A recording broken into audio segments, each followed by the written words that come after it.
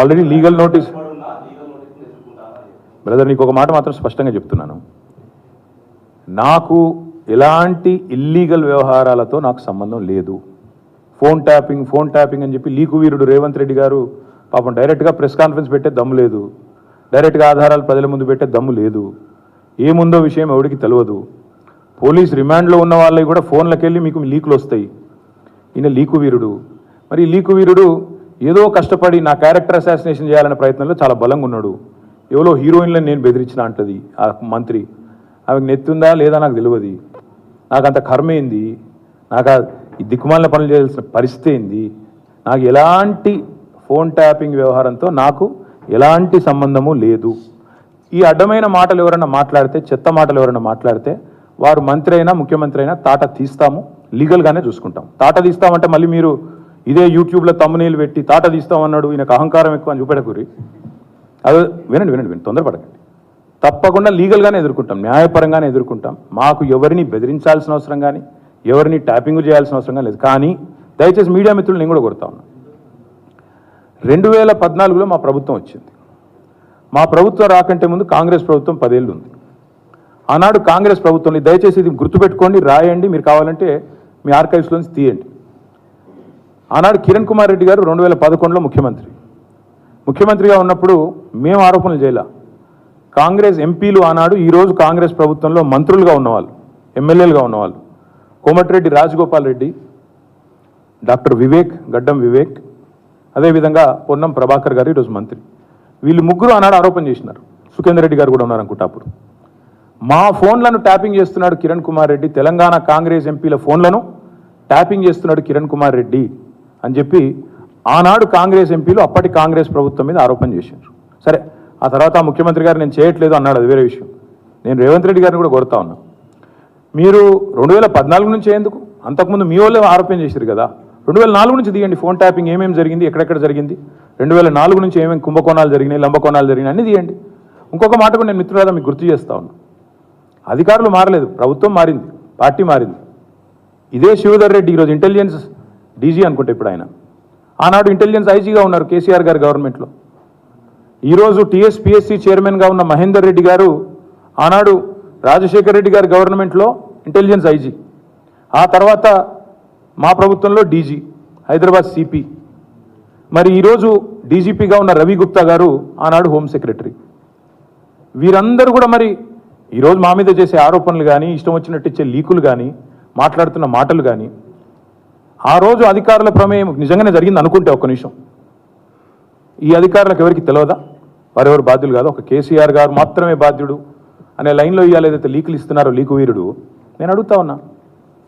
మరి మహేందర్ రెడ్డి గారు, శివధర్ రెడ్డి గారు, రవి గుప్తా గారు, ఇంకా చాలామంది ఉన్నారు, సజ్జనార్ గారు అన్నాడు ఎస్ఐబి చీఫ్, వీళ్ళందరూ ఉన్నారు. మరి అధికారులే మారలేదు కదా. ఫోన్ ట్యాపింగ్ నేను డిమాండ్ చేస్తున్నా ఈ ప్రభుత్వాన్ని, మీకు చిత్తశుద్ధి ఉంటే 2004 వెళ్ళి మొదలుపెట్టు, ఏమేమి ట్యాపింగ్లు జరిగినాయి. నేను నా ఆరోపణ కాదు కదా. ఈరోజు నీ ప్రభుత్వంలో నీ పక్కన కూర్చున్న పొన్నం ప్రభాకర్ గారే ఆ రోజు ఆరోపణ చేసిండ్రు. ఏమని, ఆనాడు కిరణ్ కుమార్ రెడ్డి ప్రభుత్వం నా ఫోన్ ట్యాపింగ్ చేస్తుంది. మరి అది వాస్తవమా కాదా, బయటికి తీ, విచారణ గ్యాంబిట్ పెంచు. ఆనాడు అధికారులందరినీ పిలిపి, రిటైర్డ్ ఉన్న వాళ్ళందరినీ పిలిపి, నీ కాంగ్రెస్ ప్రభుత్వం ఫోన్ ట్యాపింగ్ చేసిందా లేదా చూద్దాం.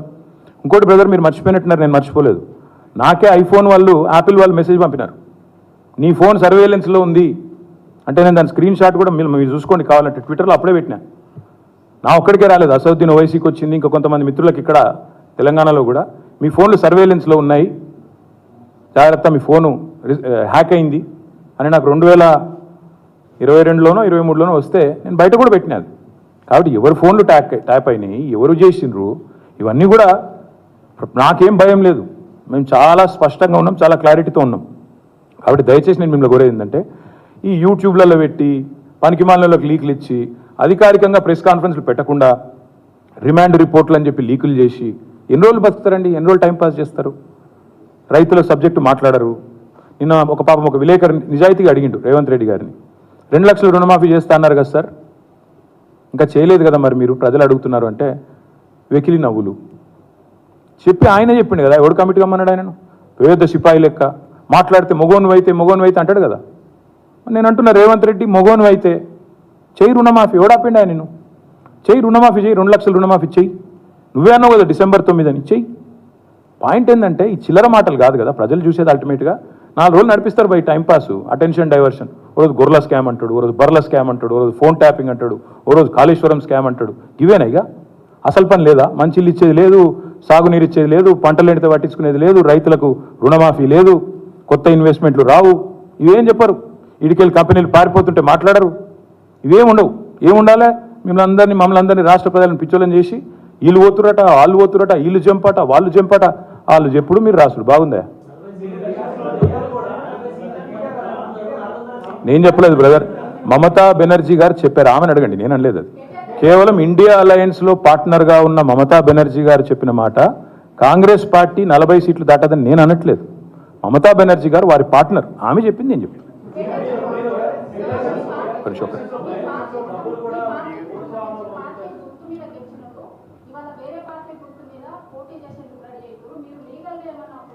ఎస్ ఎస్, ఇదిగో ఈ సుప్రీంకోర్టు తీర్పు అమ్మా, నాది నీది కాదు.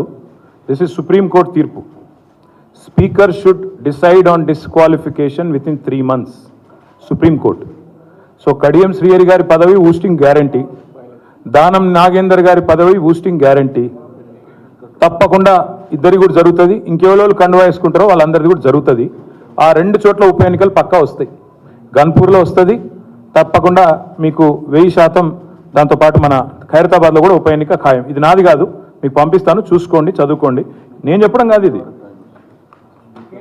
ఇంకొక మాట, ఇది సుప్రీంకోర్టు చెప్పిన తీర్పు, మీకు మొత్తం కాపీ ఇస్తాను. ఇంకొక మాట, మార్చి 18 నాడు మా శాసనసభ్యులు అందరు కూడా పోయి దానం నాగేందర్ గారిని డిస్క్వాలిఫై చేయాలని స్పీకర్ గారిని కలిసాం మార్చి 18 నాడు.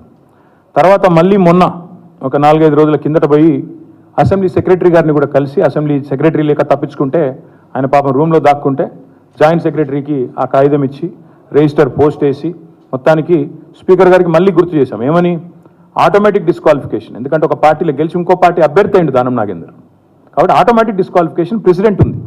ఇదివరకు భూపతి రెడ్డి అని ఒక ఎమ్మెల్సీ ఉండేది నిజామాబాద్లో, ఆయన ఇట్లే కాంగ్రెస్ అభ్యర్థిగా పోటీ చేయగానే ఆటోమేటిక్గా బీఫామ్ తీసుకోగానే డిస్క్వాలిఫై చేసినారు. తర్వాత కోర్టుకు పోతే కోర్టు కూడా అవును ఇది కరెక్ట్ అని చెప్పింది. అందుకే మేము స్పీకర్ గారికి మనం పంపించినాం, మీరు వెంటనే చేయండి అని.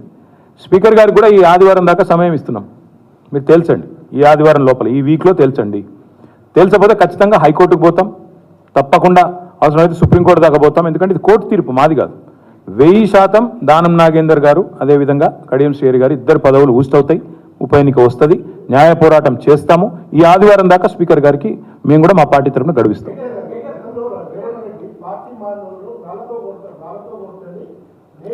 నిన్న మందకృష్ణ గారు చాలా బాగా అడిగారండి, వారికి నా అభినందనలు. మందకృష్ణ గారికి నా అభినందనలు. చాలా బాగా అడిగిండు. ఏమన్నాడు? రేవంత్ రెడ్డి గారు మీరే చెప్పారు కదా పార్టీ మారిన వాళ్ళను మరి రాజీనామా చేయకుండా పార్టీ మారితే రాళ్లతో కొట్టండి అని. మరి నువ్వే చేర్చుకుంటున్నావు, ఇవాళ ఎవరిని కొట్టాలా? రాళ్లతో నిన్ను కొట్టాలనా కడియం శ్రేయర్ని కొట్టాలనా అని మందకృష్ణ గారు అడిగి, నేనల్లా మందకృష్ణ గారు అడిగినారు. మందకృష్ణ గారికి నా హృదయపూర్వకమైన అభినందనలు.